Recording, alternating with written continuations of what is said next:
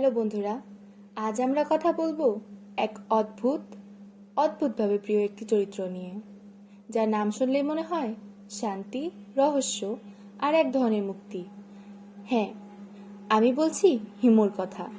হিমু হিমু সিরিজের সেই হলুদ পাঞ্জাবি পরা ছেলেটা, যে হেঁটে হেঁটে ঘুরে বেড়ায় শহরের রাস্তায় আর আমাদের মনে প্রশ্ন জাগায়, স্বাভাবিক বলতে আমরা যা বুঝি তা কি সত্যিই স্বাভাবিক? হিমু হুমায়ুন আহমেদের সৃষ্টি করা এক অমর চরিত্র। সম্পূর্ণ নাম হিমালয়।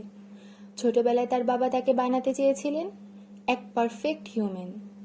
ফলে হিমুর জীবনের শুরুটাই ছিল অসাধারণ। সে স্কুলে যায়নি, পড়েনি বই, কিন্তু শেখে জীবনকে একেবারে ভেতর থেকে। হিমু চাকরি করে না, মোবাইল ব্যবহার করে না, ভবিষ্যতেরও চিন্তা করে না। সে হাঁটতেই থাকে, আর মানুষের মন পড়ে ফেলতে পারে অদ্ভুতভাবে। সে অলস নয়, কিন্তু কর্মঠ নয়।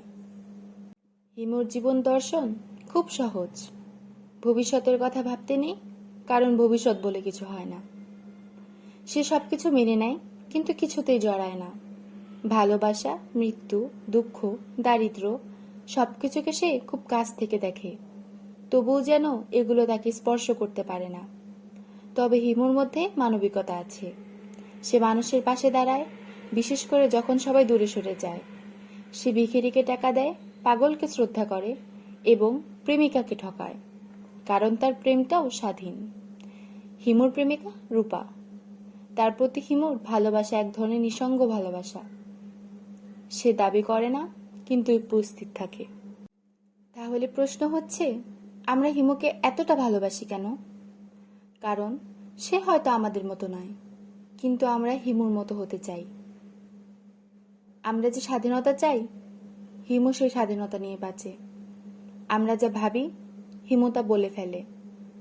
সে জীবনকে খুব সহজ করে তোলে। কোনো হিসেব নেই, কোনো ভবিষ্যৎ পরিকল্পনা নেই, শুধু বর্তমান, শুধু হাঁটা, শুধু অনুভব। হিমু সিরিজের প্রত্যেকটা বই যেন এক একটা জীবন দর্শনের ক্লাস। হিমু আমাদের শেখায় সবকিছু না বুঝেও জীবন উপভোগ করা যায়। তাই আজকের যুগে যেখানে সবাই দৌড়াচ্ছে, সেখানে হিমু একজন হেঁটে চলা মুক্ত মানুষ। হয়তো আমরা হিমু হতে পারবো না, কিন্তু তার মতো একটু হালকা হয়েও বাঁচার চেষ্টা তো করতেই পারি, তাই না? ভিডিওটি ভালো লাগলে লাইক দিন, কমেন্টে জানিয়ে দিন আপনার প্রিয় হিমুর মুহূর্ত। আর নতুন ভিডিও পেতে সাবস্ক্রাইব করুন রিড উইথ নানা। ভালো থাকুন, বইয়ের ভিতর হারিয়ে যান।